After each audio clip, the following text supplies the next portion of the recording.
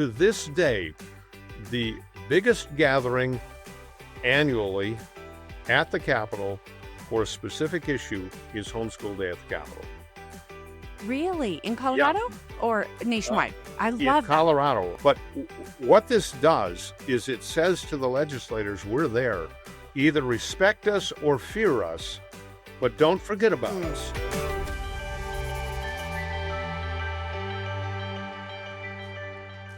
Well, hello. Welcome to Season 2 of the Colorado Homeschool Podcast, where we are interviewing experts and homeschool families and graduates, all so we can demonstrate to you that you can homeschool. It's possible. We hope you find your community. We hope you're encouraged. Today, we are going to have a really great conversation that just talks about the difference of one person, how you can make a difference in your world, your community, all by just being faithful with the little bit that God has put in front of you. So it's going to be really, really good. Stay tuned. But before we get to it, let's hear a Colorado legislative update from our Director of Government Relations. I'm Colleen Enos, CHEC's Director of Government Relations, and this is your legislative update brief for January 1st. Well, the legislative session will begin on January 14th and last for a total of 120 days, concluding on May 13th. What happens is every legislator can introduce up to 5 bills per legislator. There are some exceptions to that. The first deadline is already passed. December 1st was the first deadline to introduce bills. The next one coming up is January 20th. With 65 House members at the Colorado State Capitol and 35 state senators, we have a total of 100 legislators, which means we're talking about 500 bills at the baseline for this session. But last session, we had approximately 650 bills that were introduced. Every session begins with something they call SMART Act hearings. SMART stands for State Measurement for Accountable, Responsive, and Transparent Government. It's a way to increase accountability and transparency of all the departments in the Colorado state government. Every department has to come to a SMART Act hearing and talk about their performance plan for the next year, their performance report from the previous year, and their performance evaluation to see how close they were to meeting their goals and their priorities. Then all of that is presented at the SMART Act hearings, along with any kind of legislative agenda they have and a budget request that's given at that hearing underneath the committee that they're accountable to. You can go to leg.colorado.gov and look at the schedule that's posted on the front page for those SMART Act hearings. If you click around on the committee tab, you'll find them each listed under the appropriate committee. You can even sign up to give public comment if you would like during that SMART Act hearing. So what we can expect from this next session is, first, you need to be aware we have a majority of Democrats in the Colorado House and also in the Colorado Senate. We also have a Democratic governor. So it's likely that the Democrats are going to be trying to pass some more concerning legislation this next session, which makes it more important than ever for you to track what is going on down at the state capitol and also to let your voice be heard. And that is your legislative update brief. Thanks. Well, welcome back. Thanks for being here. We are so excited. We have Senator Lundberg with us today. Kevin is an emeritus board member of CHEC. He and his wife, Sandy, actually were founding members of our organization back in 1990. He homeschooled his 3 children. You also heard me say Senator Lundberg. He served on the legislative branch from 2003 until 2018. Is that right? That is correct. 16 years. Term limits ended. I started in the House and then went over to the Senate. Wow. Okay. So, and what to me is impressive is that you're still very involved in legislative issues, in civic duty in our state. And I'm really, really excited because today we're going to talk about really grassroots efforts and what the average homeschool family can do and what a difference it makes to be involved, right? Yeah, let's dig into it and see where we go. Let's do it. Okay, well, thank you so much for being here. I'm going to just go right in there. We talked recently, and when I heard Kevin share this story, I was like, we have to do this as a podcast. It was so stirring and so encouraging because sometimes I feel like we forget where we came from.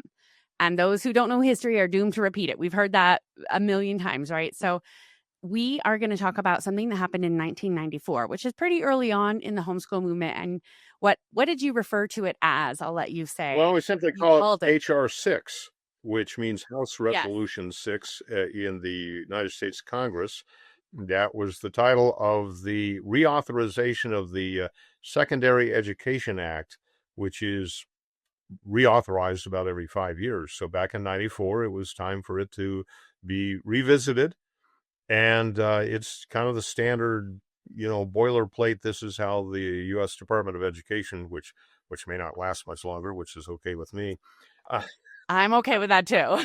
But anyway, this is how the federal government interfaces with the public schools, essentially. Okay. But there was an amendment. Actually, let me back up a little bit. It's about 1,000-page document. Please. And so how many members of Congress read it? Probably zero, Yeah. cover to cover. But there was a homeschooling mom in New Jersey who decided she was going to read it because it might impact her being a homeschooling mom. I love that. Even though it's supposed to be for, public education, and now the federal government funds it and controls, or funds some of it and controls a lot of it. And anyway, so she read through this document and she found this one little amendment that said, now remember, this is 1994. It said all teachers shall be certified in their area of instruction. And I believe it said by 1998. It was somewhere a few years in the future. And she looked at that and she kind of wondered, it doesn't say all public school teachers. It says all teachers. And I'm a teacher. I'm a homeschool teacher. I wonder if this impacts me. So she contacted Mike Ferris at Homeschool Legal Defense Association, and she asked, what do you think? Do you think this could impact us? And Mike looked at it and realized the way it's written, that could, and now think about it. If all teachers are required to be certified in their area of instruction, and a homeschool teacher is teaching all the areas of instruction, Everything. Mm-hmm. There's probably hardly anybody in the country that would qualify at that point. So anyway, she told Mike Ferris about it, and Mike decided he'd better look into this. And so he contacted Representative Dick Armey from Texas, the Dallas area, what he thought about it. And Dick said, well, let me talk to the sponsor of that amendment. And that was George Miller from California, who was on the Education Committee. And so he went and talked to George, and he said, George, does this mean all teachers, including private school teachers, homeschool teachers? And Representative Miller assured Representative Armey that it only involved public school teachers. To which Dick Armey said, well, you wouldn't mind clarifying that in an additional amendment to make sure that everybody understands that. At which point, George Miller said, no, I'm not going to change this. It is what it is. And right there, very clear, this was kind of an underhanded way to come up, pop up a few years later and say, hey, guess what? All homeschool teachers, if they don't qualify here, can't homeschool. Mm-hmm. Well, Mike realized... And that the timing is amazing because this is really right after the fight to legalize homeschooling was happening in all of our states. Well, pretty much. Like at this point, yeah. Yeah, here in Colorado, it was 1988, I believe, when the law was actually changed. And they tried in a year before that, but anyway, that's when it became much more legal in Colorado. Mm-hmm. And yeah, across the country, because homeschooling was really building a real head of steam back then. We started CHEC in 1990, as you had mentioned. And that's because we knew we needed a statewide Christian organization to help support the homeschool community as it was really exploding in many ways. I mean, in a really positive way. It was growing fast. Mm-hmm. So anyway, this was there, and Mike realized we need a national campaign to change this. And so he did everything he could to get the word out, including here in Colorado. Sandy and I, we were pretty much running CHEC at that point, and he sent the word out to our direction, and we're like, yeah, this is a big deal. And we immediately, on our kitchen table, I remember this very clearly, we had a mailing list for CHEC of about 1,800, I think it was. And back then, you didn't send emails.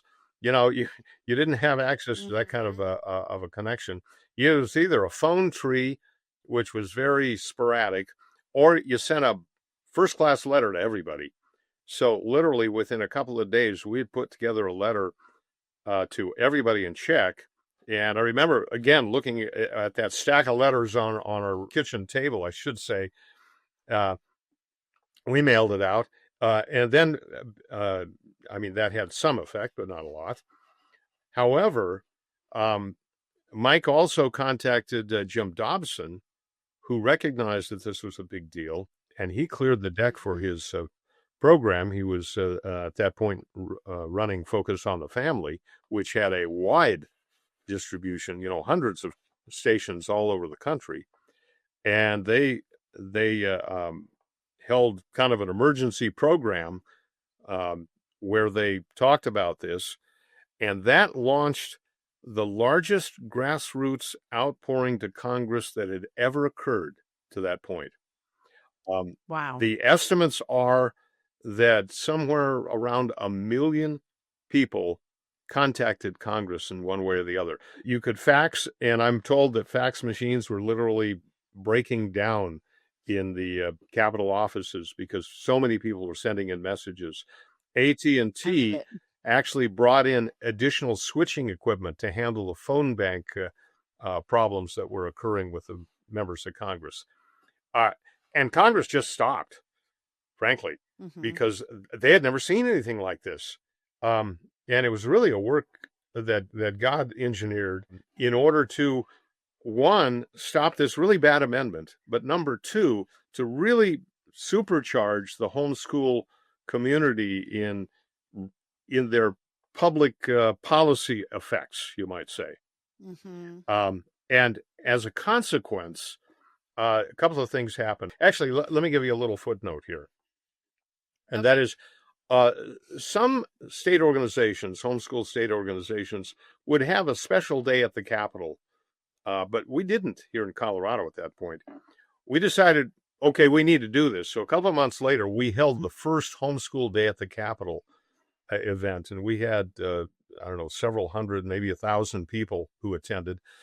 Chris Klicka, who was an attorney for Homeschool Legal Defense, came out, and he was our speaker. And I remember talking to Chris afterwards, where he relayed exactly what was happening behind the scenes there in Washington. Because when Congress was so overwhelmed, they turned to Homeschool Legal Defense, which was really leading the charge. And Chris said that Mike Ferris turned to him and said, okay, you come up with the amendments we need, because they literally just opened the doors, Congress did, and said, hey, make it stop, please. I actually had that happen to me once in the Colorado legislature, too. I don't remember the issue, but it was something homeschool related. And the chairman of the judiciary leaned over to me on the floor and he said, tell them to stop sending so many messages. Because the homeschool community really did respond when they needed to. And we knew we had to. Yeah. We had to literally survive our legal status. Anyway, this is why I love the homeschool movement, because what you're explaining to me is what typifies, this is what America was founded on: independence and self-reliance. I'm not talking about not relying on the Lord, but just taking responsibility for our individual responsibility. Yes, exactly. And it's so beautiful. So I love this banding together to say, hey, now we can do this, and you don't need to certify us. Anyway, as I say, Chris was actually tasked to work with a lot of members of Congress on this, and he came up with a whole list of amendments that basically made sure that federal law didn't get in the way of homeschooling. We weren't trying to, do anything then other than just allow homeschooling without government interference.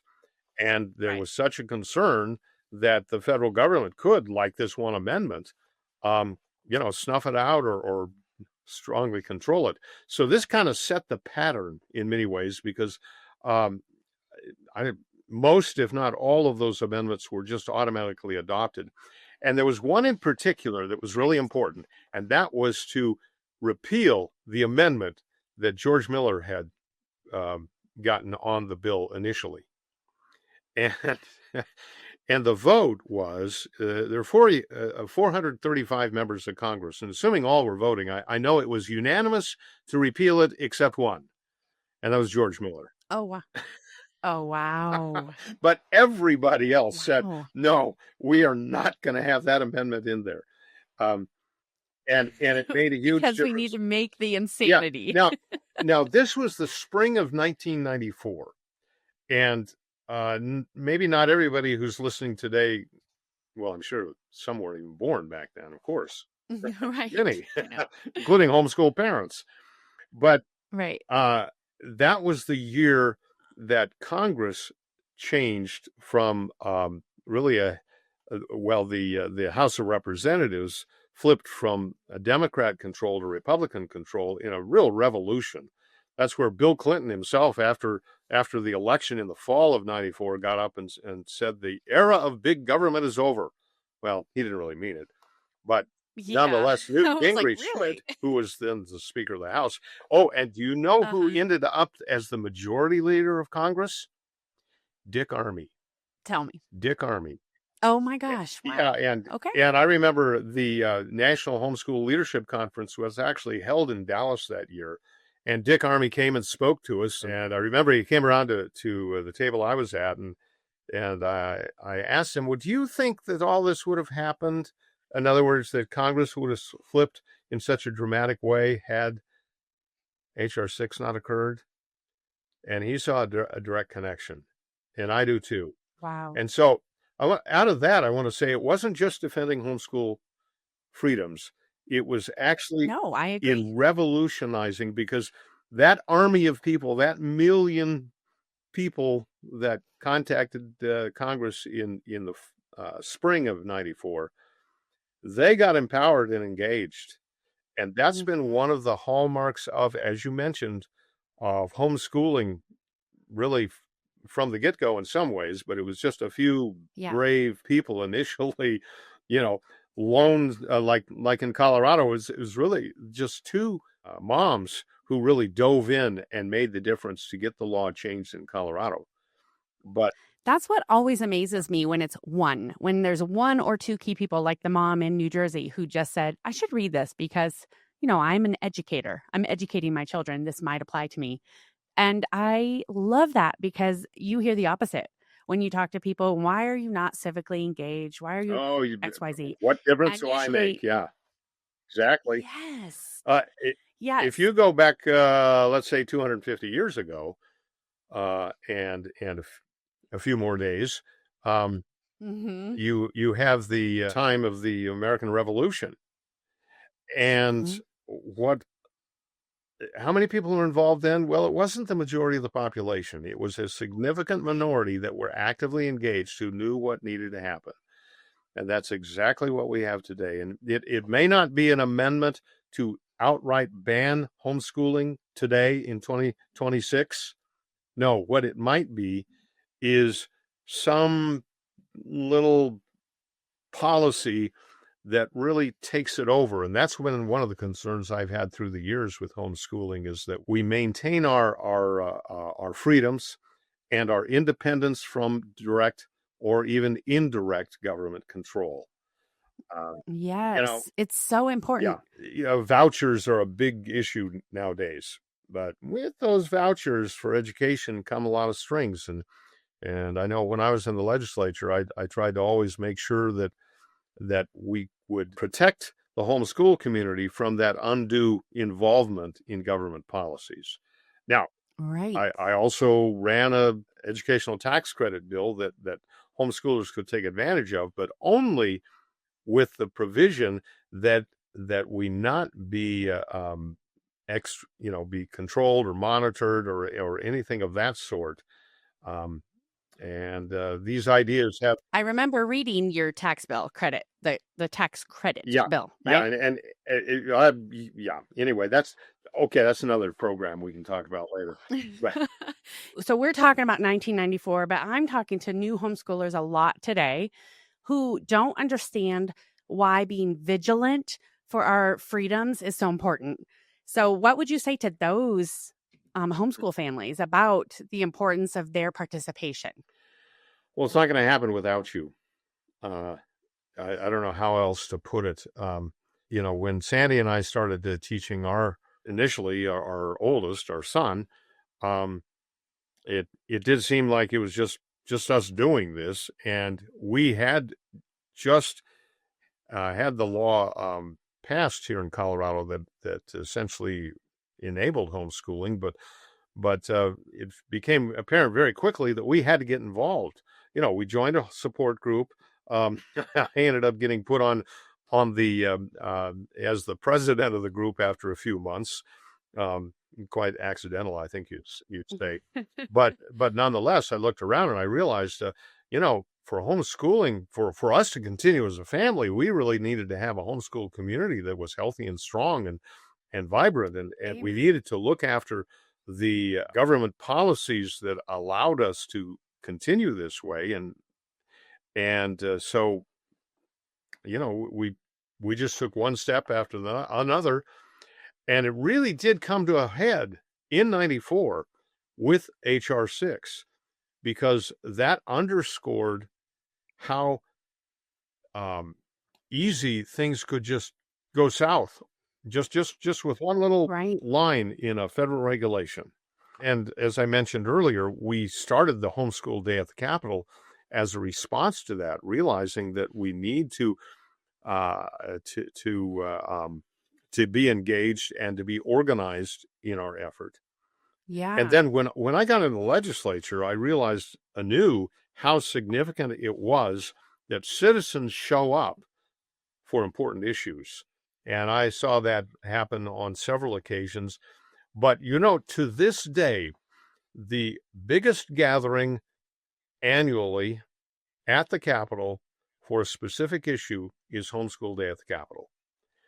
Really? In Colorado or nationwide? I love Colorado. I can't speak to all of the other states. I've been to a few different events around the country, and there are some significant ones there too. But what this does is it says to the legislators, we're there. Either respect us or fear us, but don't forget about us, because we're not going away. And actually, let me give you a little example. Several years after H.R. 6 in 94, I don't know, 96, 98, somewhere in there, I was in Washington, D.C. with a Day at the Capitol event for Homeschool Legal Defense Association. And it was kind of a lobbying day.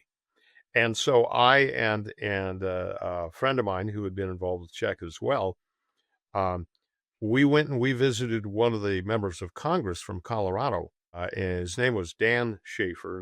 Not there were actually two Schaefers in Congress at that time, Bob Schaefer and Dan, but it was Dan Schaefer. Yes. And he wasn't particularly involved in education, but he was, a good guy. And so we had an audience with him, and he brought in his education specialist. And before we could say anything, he turned to his education specialist and he said, I want to tell you what these folks did back in 1994.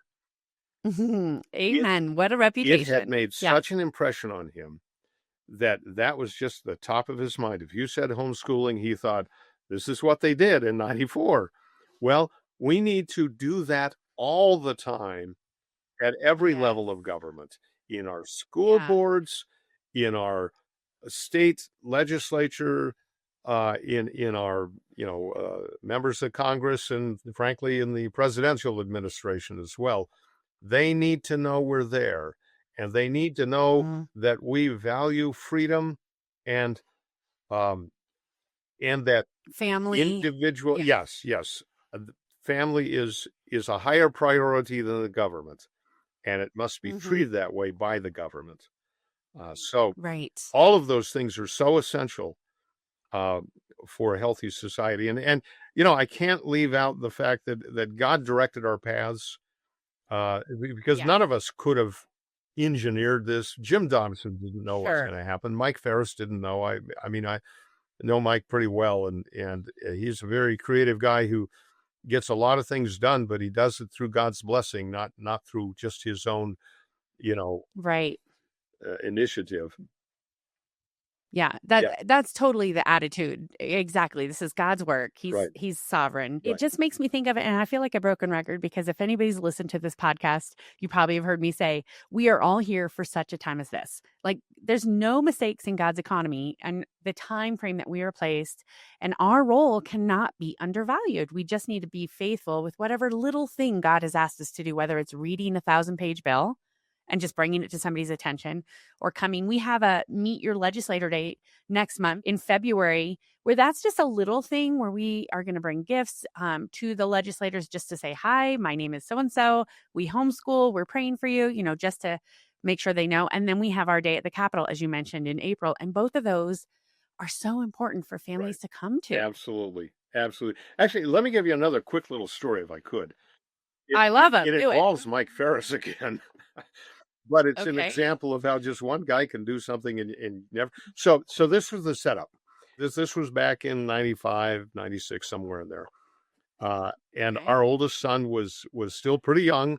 He was, like 6, 7 or 8, something like that. And we took him to a gymnastics class in Denver. At that time, we were living there. And as I was driving him over there, I was listening to a radio interview, and it was First Lady Barbara Bush being interviewed by Peter Jennings of ABC Radio News on an initiative she had to encourage parents to read to their children. Very, very good thing. Seems like a positive. Yeah, very much so. And they had people calling, and so a lady called and she said, First Lady Barbara Bush, I'm thrilled you're doing this.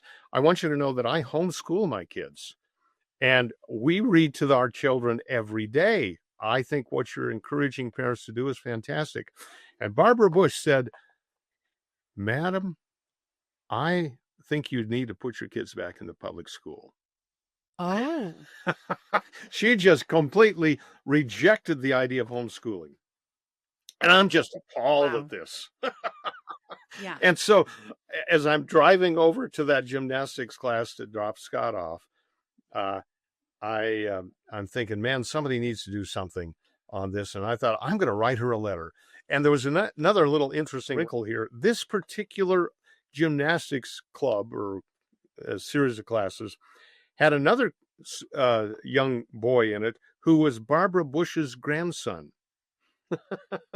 and we all knew that, the president's grandson is one of the kids in the class, And so I kind of, I penned this little letter to the, the president's wife about how homeschooling is very appropriate. And look, I give my kids the same opportunities that your own grandson has here.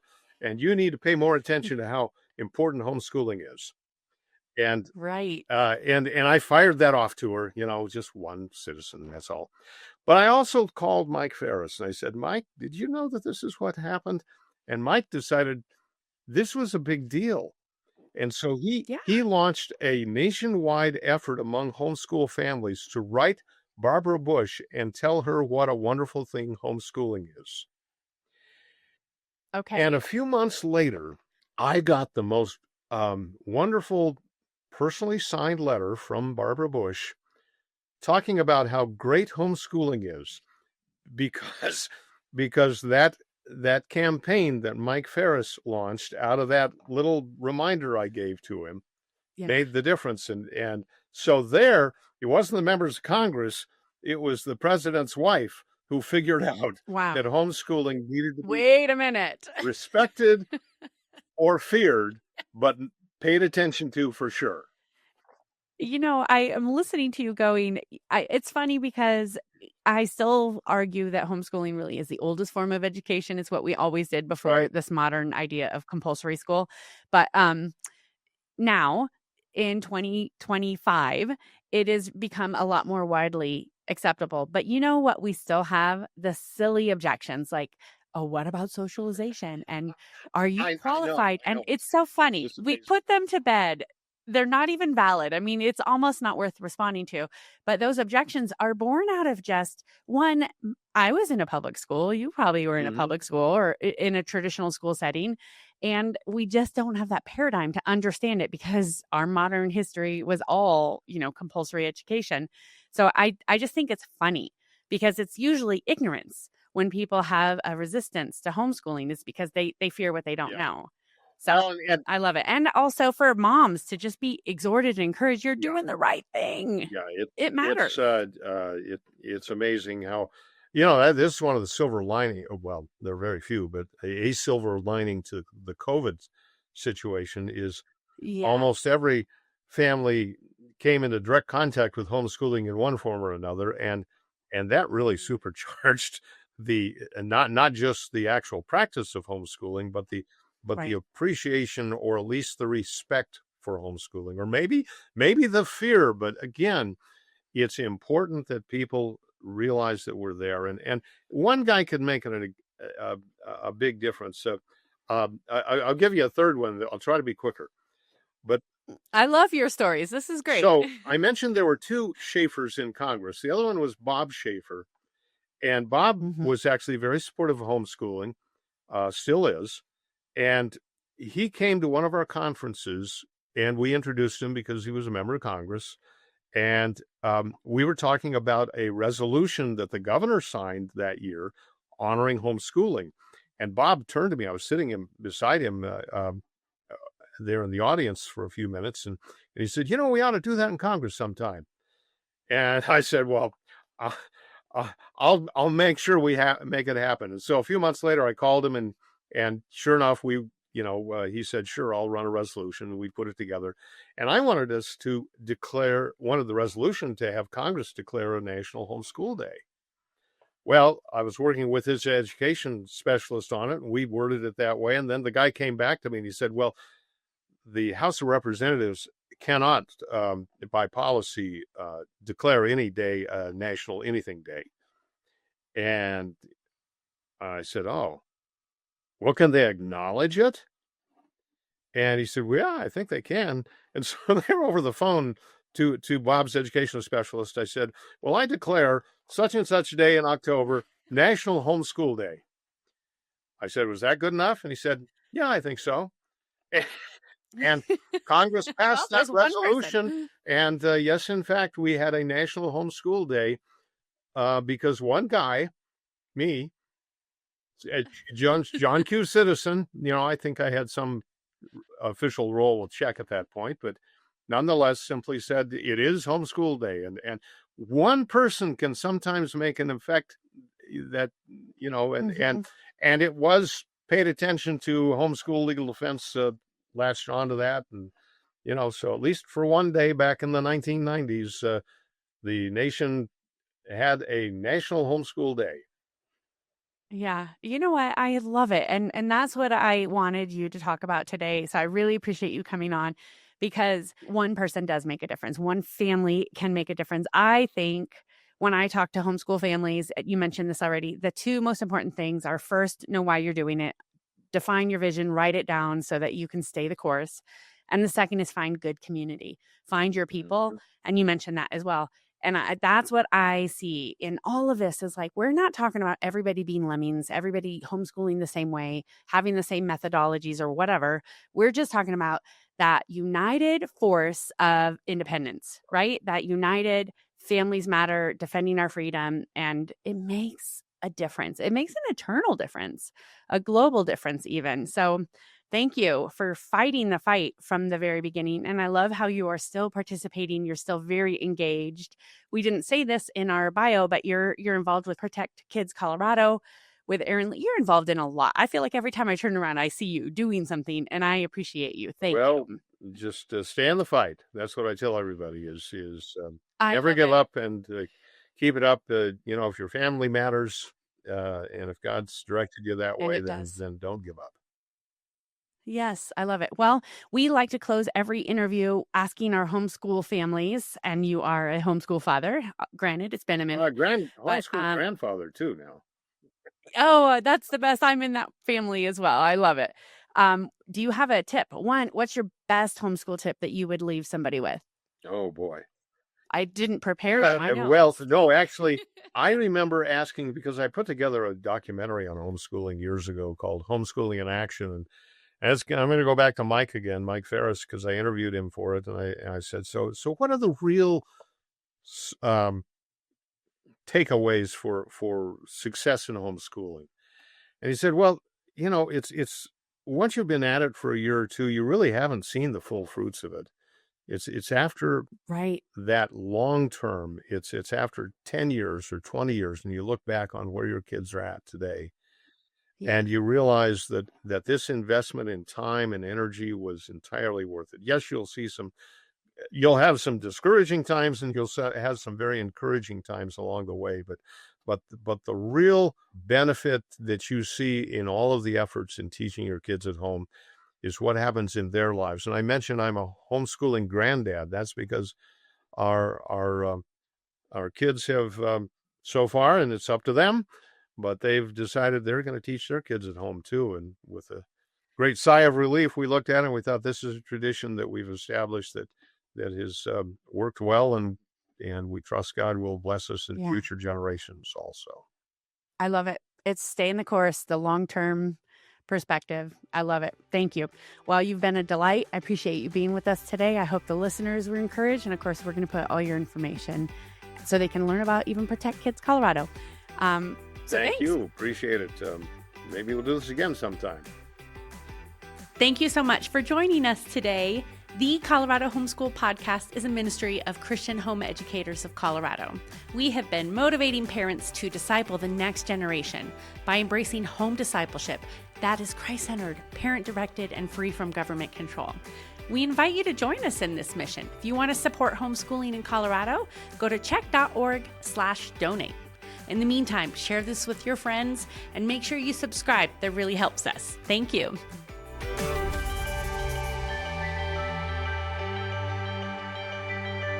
Brought to you by thepodcastupload.com, empowering faith-driven voices.